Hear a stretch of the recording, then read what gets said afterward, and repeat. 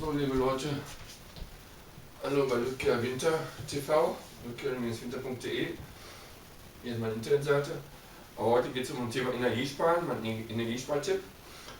Ich habe vor knapp 14 Tagen diese Lampe gekauft, statt 12,399 € aus dem Netto, und hatte die eingeschraubt, und jetzt nach 2 Wochen macht Bitch kaputt.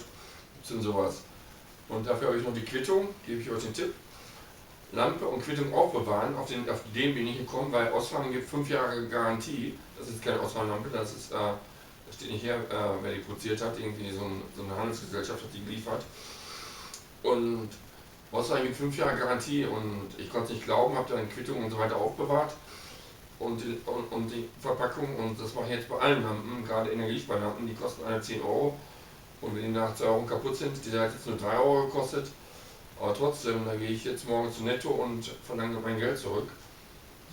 Sogar dimmbar, aber doch nichts. Deswegen LED-Lampen, ganz neue Lampen, es gibt ja keine anderen Lampen mehr, sie kosten alle 10 € ungefähr.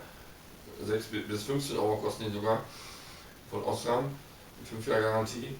Deswegen Quittung aufbewahren, in den Küchenschrank legen, und wenn es kaputt geht, vorher dann, wenn das Geschäft nicht pleite ist, dann dahin gehen und das Geld zurückholen.